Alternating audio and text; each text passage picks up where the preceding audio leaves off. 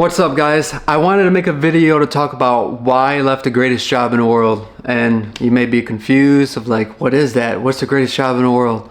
Well, I was a fireman once, and you ask any firefighter about their job and they're all going to tell you it's the greatest job in the world. And you know, that's true. I believe it is true too. You're working a job where you make, close friends that become your family, and you're working with them for 24-hour shift, responding to different calls, and going to some very courageous calls as well, with going to a fire. People are running out of a building and you're running in it, or the building could be abandoned and you're still running in it to protect people's properties.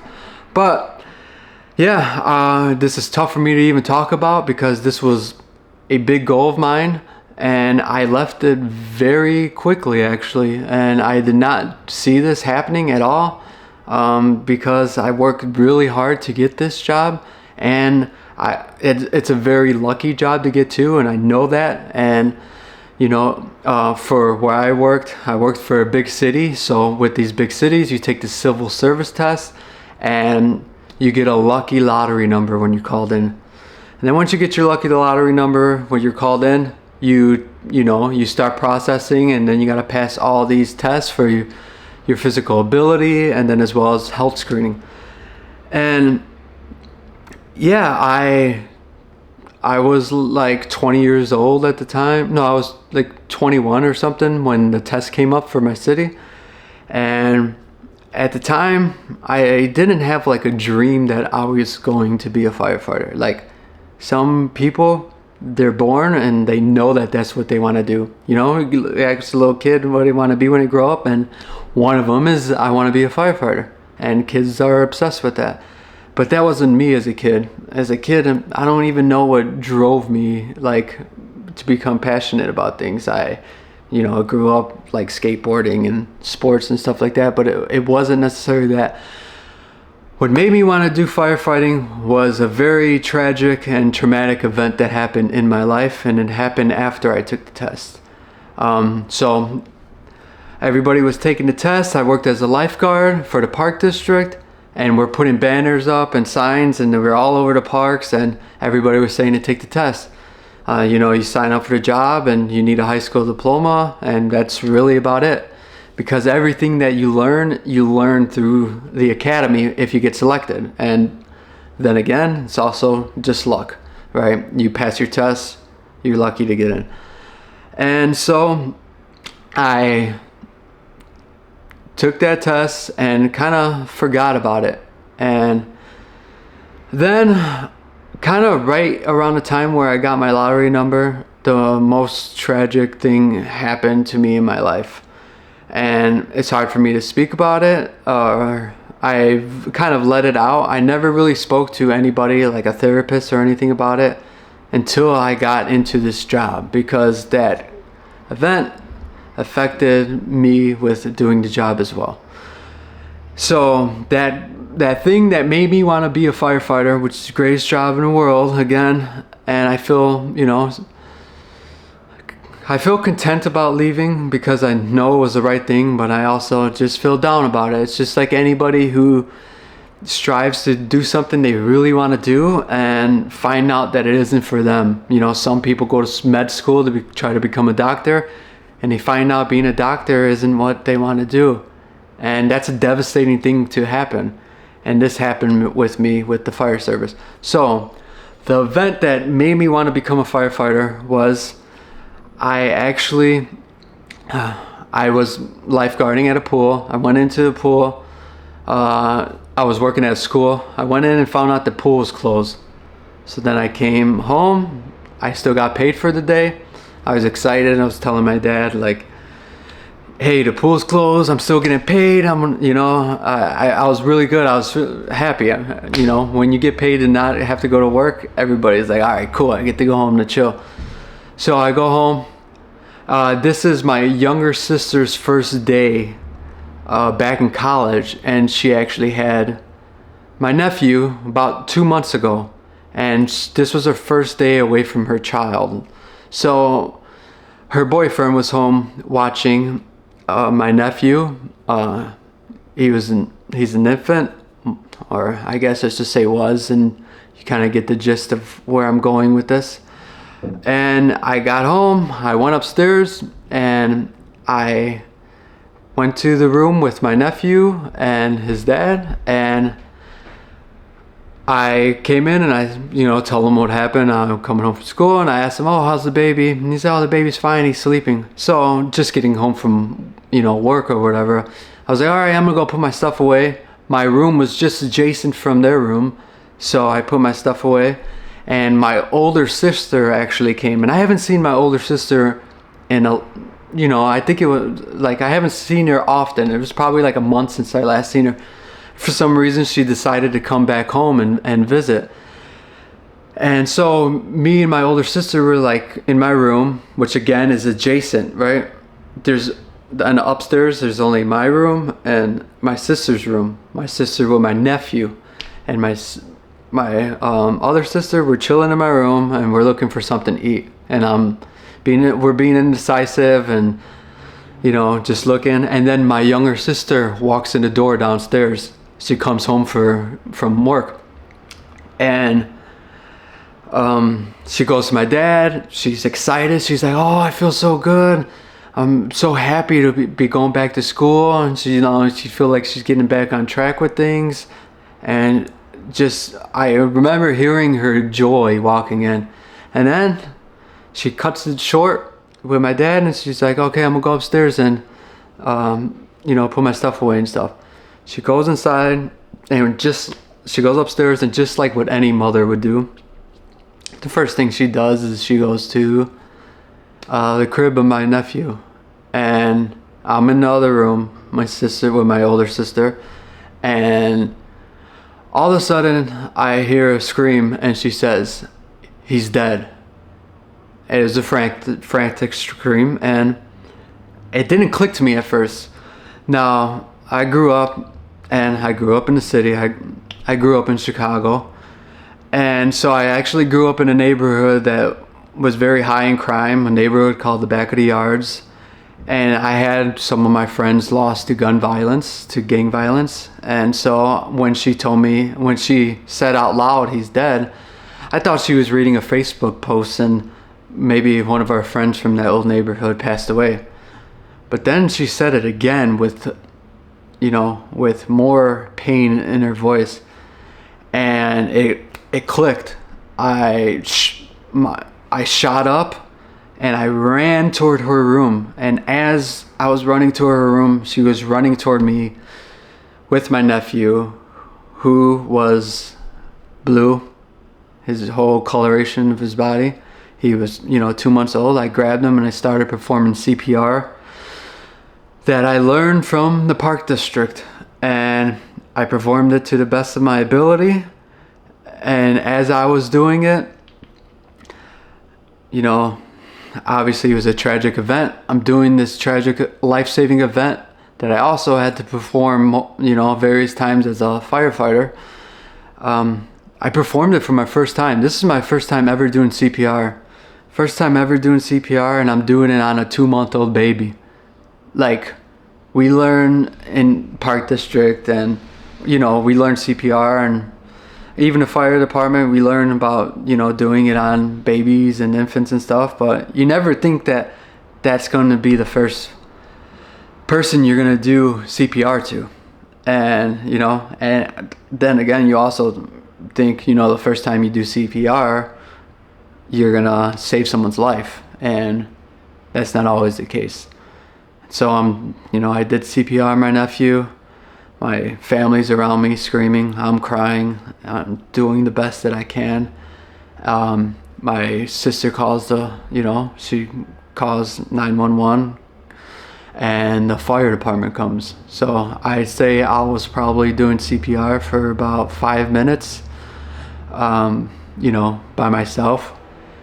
And then the fire department comes in. The Chicago Fire Department comes in, and they take it over, and they do all that they can. The firefighters came first, then the ambulance came, and they took over and did all that they could on scene. Then transport was the best decision, so they took him to the hospital, and where he actually passed away. He passed away from SIDS. You know, no one knows the cause. SIDS happens between the ages of birth to about, I believe like 2 or 3 years old. And so that tragic event happened, and took some time coping with it. I kind of didn't cope with it like I should have, I guess. I treated it almost as like a regular, you know, death of like almost like somebody who was, you know, an older family member. Of course, I knew what it was, but it didn't really hit me. And it didn't really hit me until I started working as a firefighter. And so, yeah, I just remember when that day happened, a couple like days later, like after the funeral and stuff, like I was like, man, I really want to do this job, because I remember the firefighters coming in and taking over and trying to help save somebody. And I felt like that's what I wanted to do. I wanted to help save somebody. And yeah, I, you know, was kind of set on that. I was like, this job will help me save somebody's life. And, you know, I know I did the best that I can, but sometimes you feel like you're, I guess, you know, I don't really want to say a failure, because I did the best that I can, and it was it was already too late. And so, yeah, my mind was kind of set on doing this. And a couple months later, I'll never forget it either, that this too, I was with my high school basketball coach, who was a mentor for me, who taught me so much about discipline and everything. He was like a father-like figure outside of my own father, and I look up to him a lot. And I was just with him. He was now coaching basketball at a college, so I was with him, talking about making a video for him. And I got an email, looked at it on my phone, saw I got an email from the city of Chicago, and that email had my lottery number for my fire service, for my fire department lottery number. And that number was 297, I think it was. Which, that number, out of 17,000 that passed the test, that number you kind of knew, I knew I was going to get in pretty fast. And so, you know, I got my number and kind of started processing within a year later. It took some time in order for them to start processing new people, because they still process off the old list. I got my number, started processing, and as I was processing, I started doing these medical things, and some things came up that I was kind of confused about. I was pretty fit, in shape, not in the best of shape. I kind of let myself go a little bit, you know, with college and drinking and stuff like that, but I was in shape enough to get my CPAD and everything that you need to become one. And then we were doing health screening and found out that I needed glasses. I didn't know I needed glasses to read and stuff. And then I did a spirometry test, which is a breathing test, to find out, you know, the capacity of your lungs and stuff like that. And I did it wrong, so I failed that, and I had to do it again, which then I passed.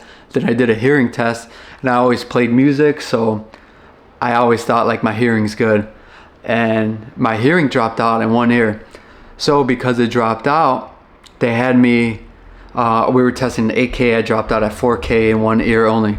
So then they had me take the test again with an ENT, or just get a checkup, because they want to document every type of medical condition and thing that you have to come in with when you come in, so you don't come in with these things and then you sue the fire department later on.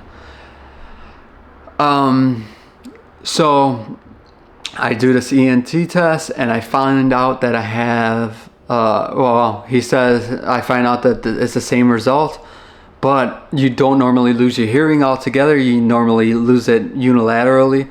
So he told me that, he signed me off, but he told me there's a 2% chance you're gonna have a tumor if you want to take an MRI for that.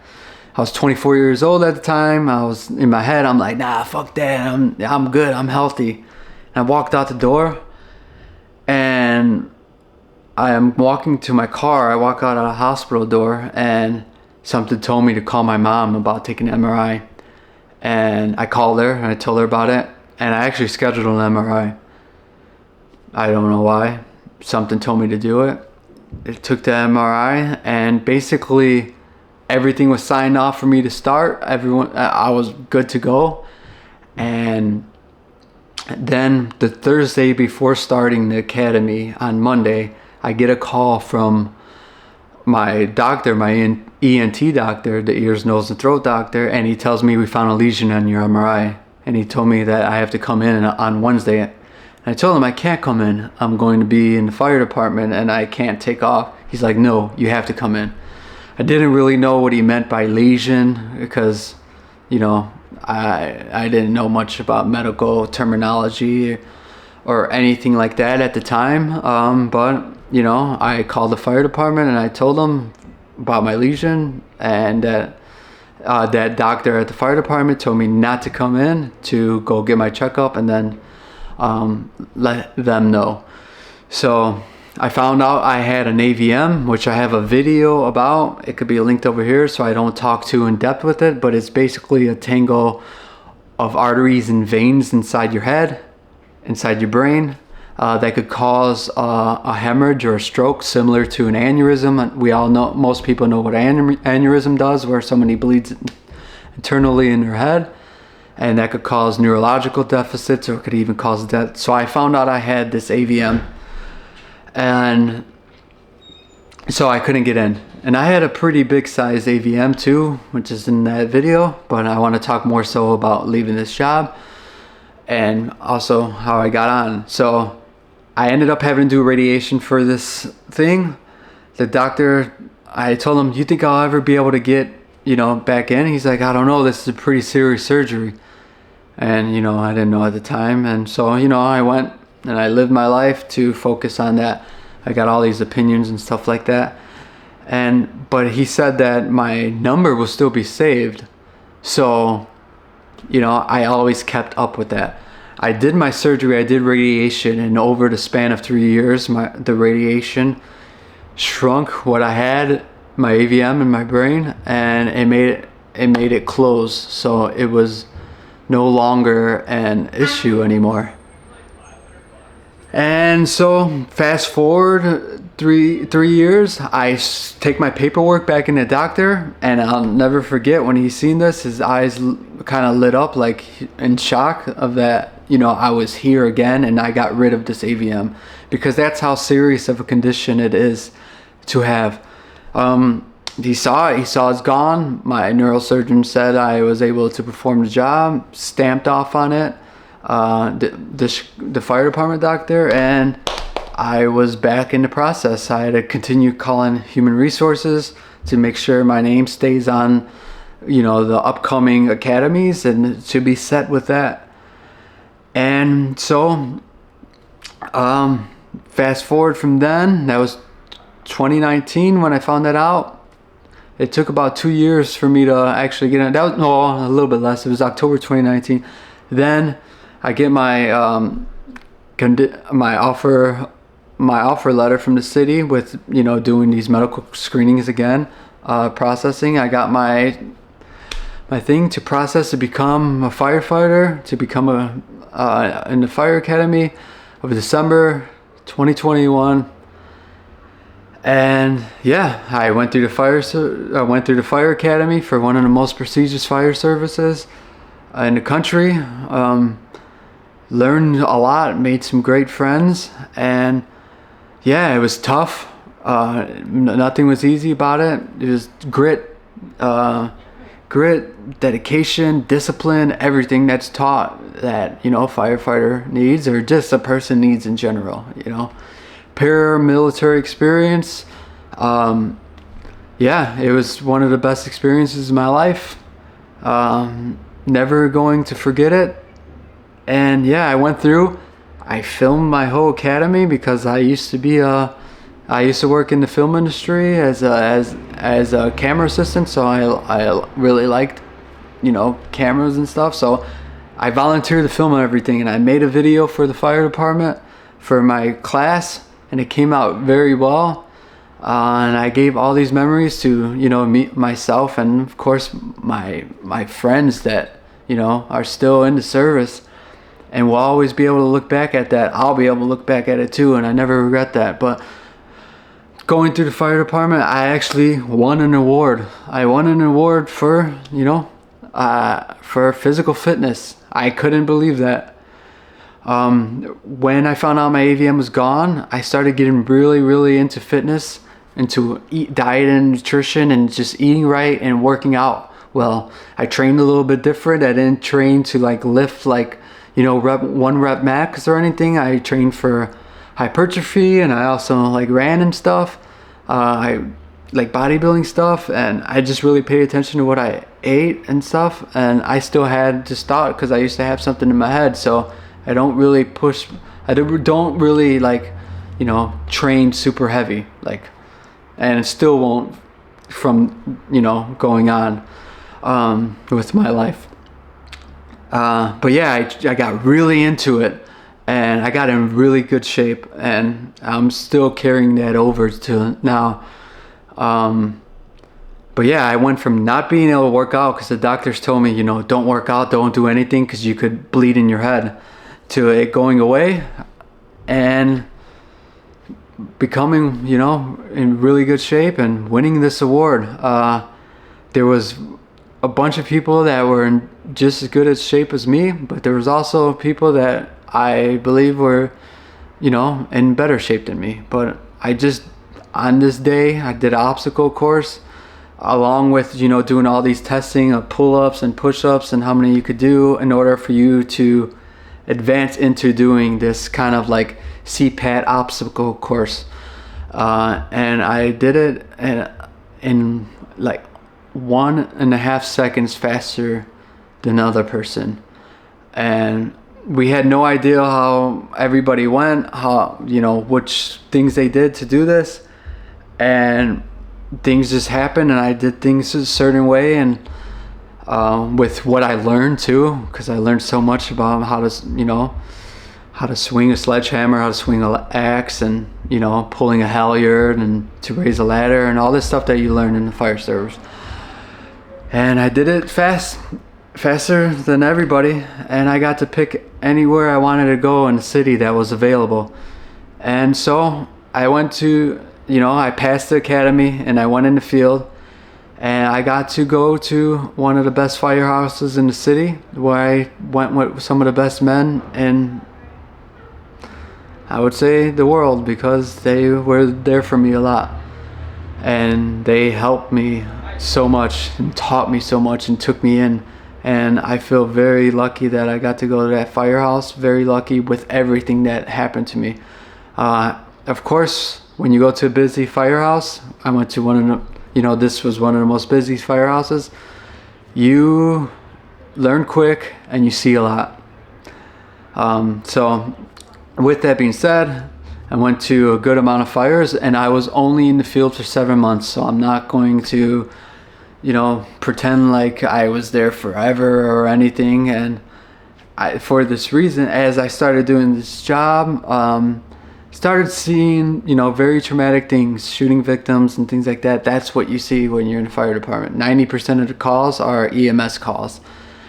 And, you know, we're doing, you know, shooting victims, EMS, and just all, you know, life-saving things, traumatic things that you see and deal with. And I fell into, you know, a depression, which is common to fall into. It's depression in fire service is fairly high. It's higher than normal, and I was scared to admit this. I didn't even know what it was because I never felt this before. Like, I just like anxiety and all this stuff.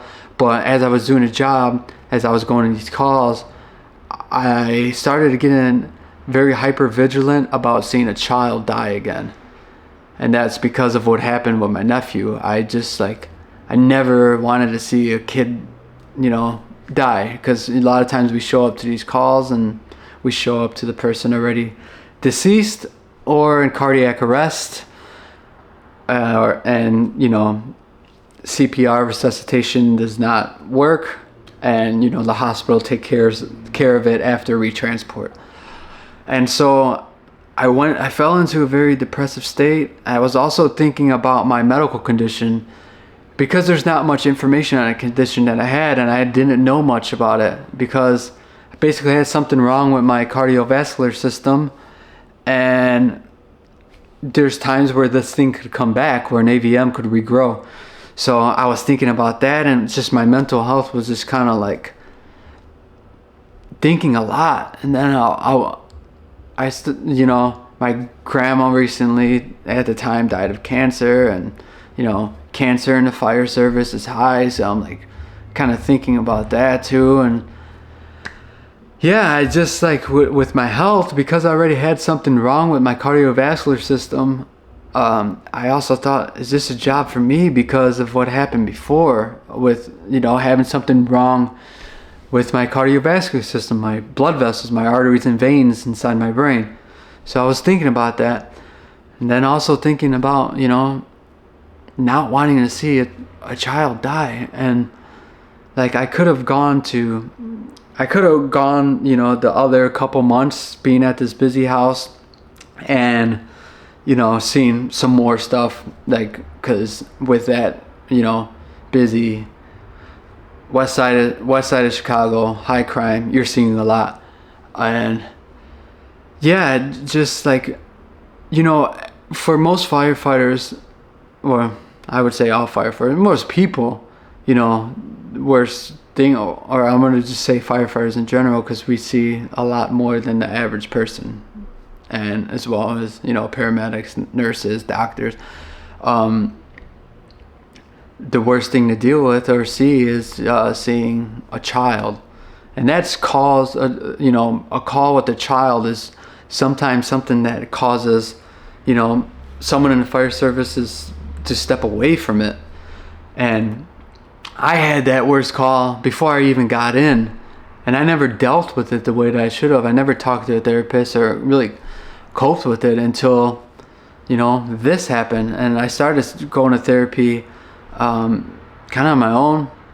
My friend told me about going to therapy and talking about these things, and I did, and it helped me. I went on a leave of absence to kind of collect my thoughts.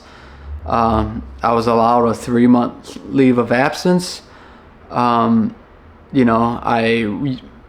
didn't say that I was depressed or anything. I used my medical condition, my AVM, to check up on it, because I had my scan that was going to come in like 2 months. So I just wanted to check on my MRI to make sure that was fine too. And I just wanted to take a little break to think about my health, because I don't know, I went in full swinging, and yeah, I just wanted to take time for myself to think about things. And as I was going through this, I was seeking therapy, got my MRI. I talked to them, and they said, we can't really tell you what you can or can't do from this point. Like, even if this thing was gone, and it's probably not going to come back anymore. But I don't know, because I have basically scarred blood vessels in my head that I'm like, man, could this ever cause anything to happen in the future? They say no, but it's just going to be something that I think about, and I might think about it for the rest of my life, just in general, no matter what I do. And so I took some time, and then I started talking to people, and I started talking to firefighters and just admitting how I was feeling. And I was admitting that how I was feeling depressed, and like talking to people about things with my nephew and calls and stuff like that. And people were telling me things about going to therapy and talking about these things and sending things to help. And I didn't seek out help from EAP, which is within EAP is Employee Assistance Program, where you talk to a therapist within your department. And now it's like prevalent in most companies. It's not only in first responding or anything. It's prevalent everywhere, because mental health is important. And so I started talking to them and admitting to, like depression. But I also talked to, I was talking to human resources at this time and talking about this. And I kind of, even with my health condition, the EAP therapist was telling me I should have been on like a paid leave for my time off, just to check on my health. I should have been paid on a paid medical leave for my health. I wasn't. I was paying for my health insurance myself. I wasn't getting paid at all either, but I was doing this just to help myself. And so yeah, I was collecting myself and figuring things out, figuring out how to cope with things. I didn't take like SSRIs or stuff like that, which are antidepressants, because I didn't want to have to rely on that. I didn't want to have to, because there's negative effects, and I'm like, man, this made me feel this way this quick, based on like various things, and I felt like it might have been something that I might continue to do throughout a whole career, and because I just didn't want to see a child die again, and just like, I don't know, it's so tough that I walked away from it. And I kind of,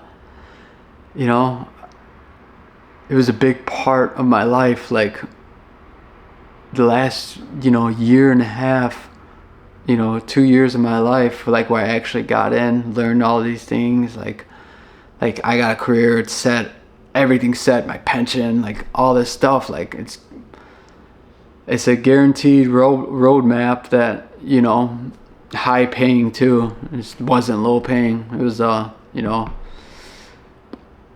maybe the highest paying thing I'll ever have from this point forward. But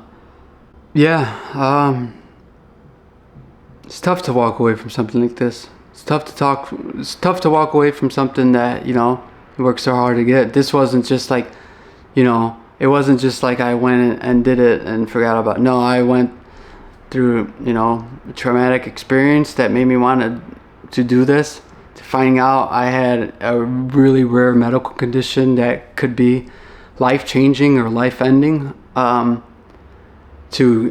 overcoming that and still pursuing to do this. Like, maybe I should have never done it back then when I found out I had this, and just stood with this. But something's like, I should do this, and I stood content, I stood diligent, and that's why I went in full swinging, and I did the best that I can. I know I did the best that I can, and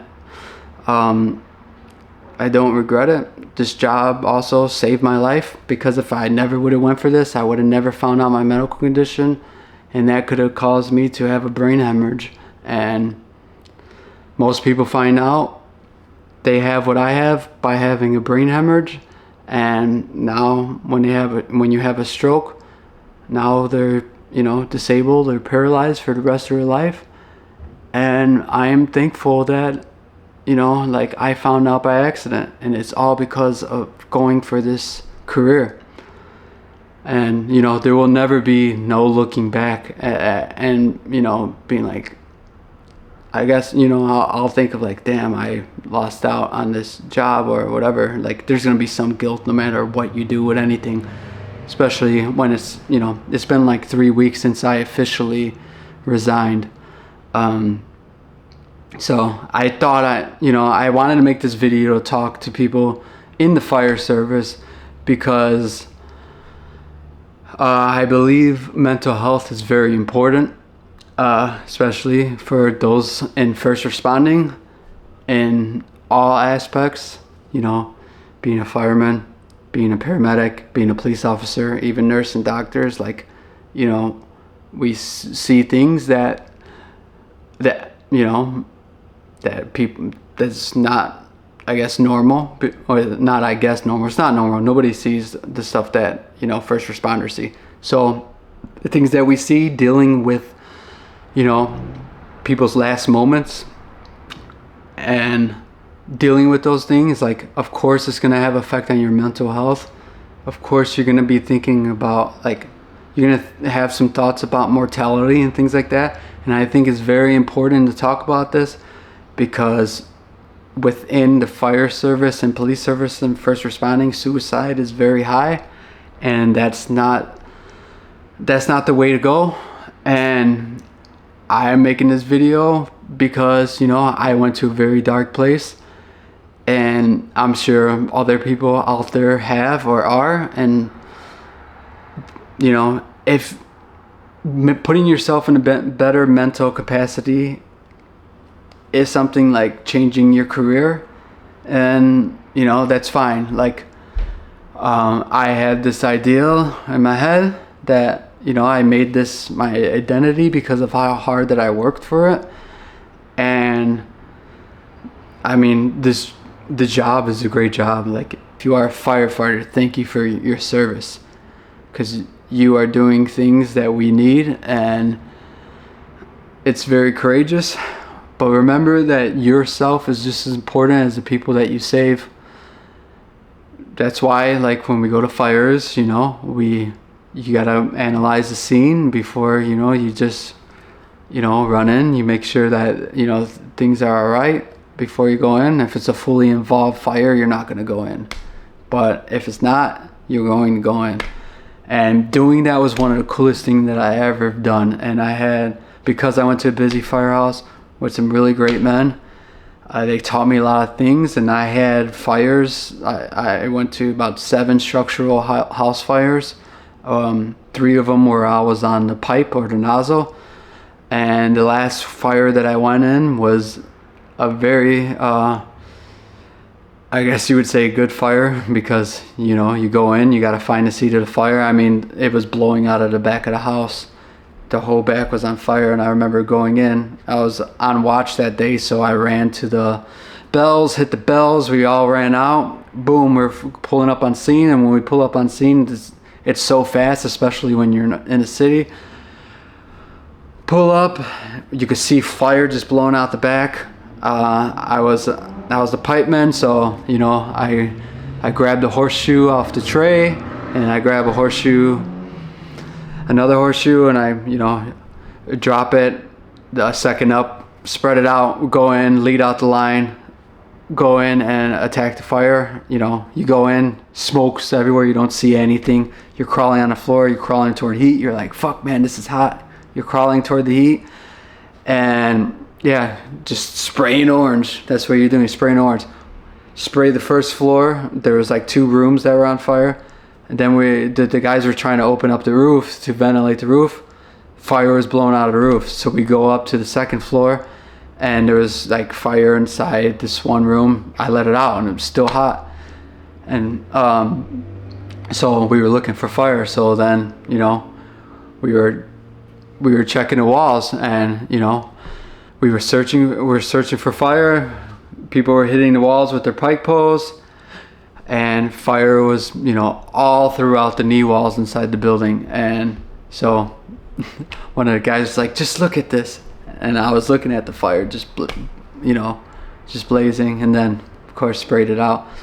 But then we had a floor collapse because of, like, you know, fire load, and then also water load, because there was water up there now, where 2 firemen went down. Nobody was hurt, but we were told to get out of the building. Squad came, the snorkel came, and they, you know, the roof got open, the roof was open, they let out the fire. Like, within, you know, the next 20 minutes, the fire was fully out, and we were back home. And that was the last fire that I went to. But what I'm saying is, like, it was an experience I'm never going to forget, and I'm so grateful that I've done that in my life. When, you know, fast forward a few years earlier, like, this was, you know, not even a consideration because of my health condition. And yeah, I'm glad I did it. But I wanted to make this video to talk about it because, you know, I feel like some firefighters might be dealing with some mental health issues. And I always say, you know, your mental health is very important. It's a priority. And, you know, if you're contemplating, you know, doing the office work or doing, or even leaving the service, that's all right, because you matter. Suicide is not the answer.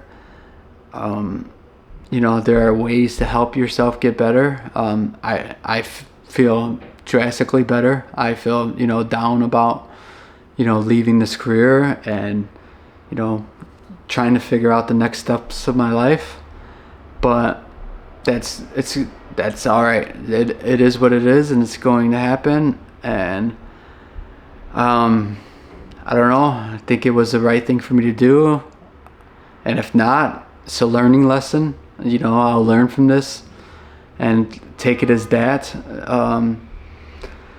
It's not like I was before. I was looking at myself as a failure, but I mean, I didn't fail anything with this.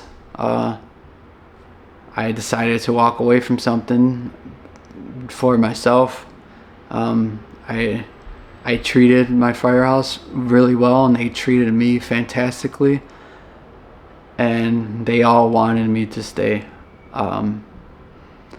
And it was hard for me to walk away because I felt like I was letting them down. But ultimately, I don't think I let them down at all. Some of the guys that were there actually transferred somewhere else too. So we get promoted, and people get promoted, and they get separated as well too. So you're never really with the same clique for your entire career.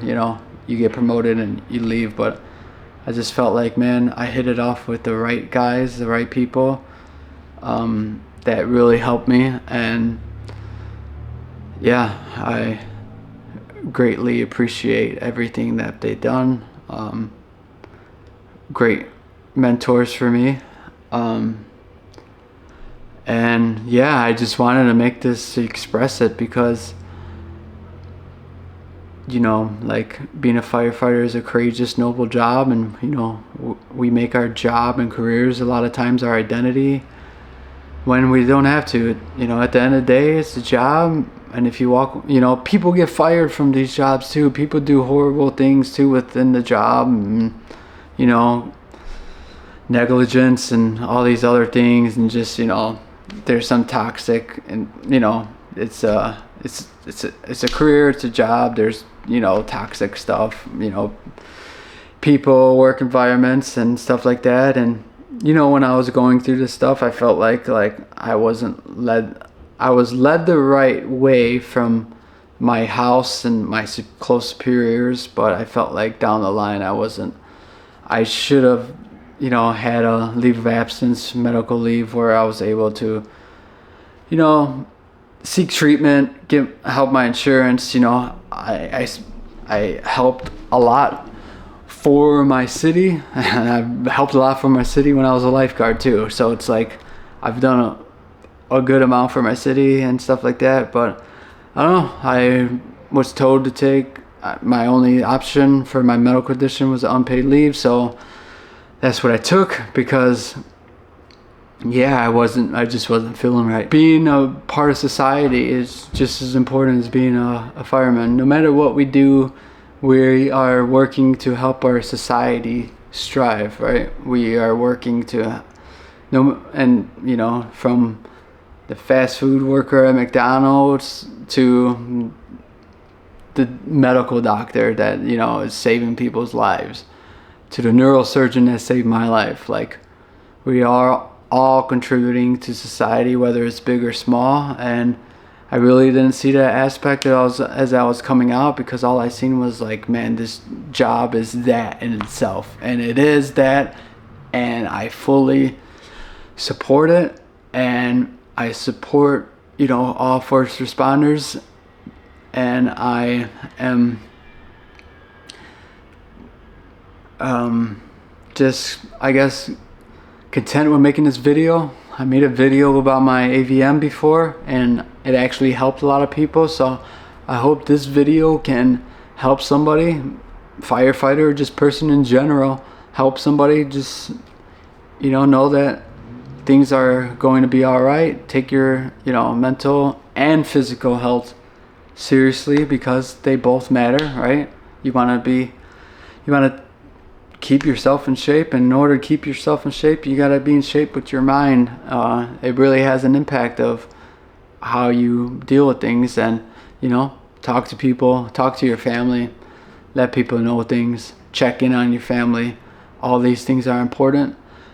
And yeah, my last video with my AVM helped people, and it actually helped me connect with somebody in my city, and I'm helping him actually decide on, or just like giving him advice on what I did to get opinions for my surgery, because it's a very serious condition, and I feel thankful that when I went on my leave of absence, I changed the description on my YouTube video and put my email in there, and this guy reached out to me, and I'm giving him hope and helping him. This is another way of helping.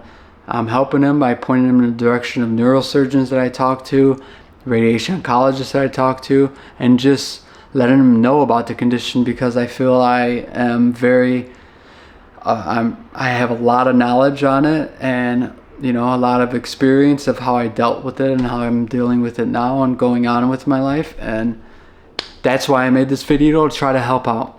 And if you watch through this whole video, like the video, subscribe, leave a comment, and leave a like. It helps, and I appreciate you. And until next time, you already know the deal. Peace.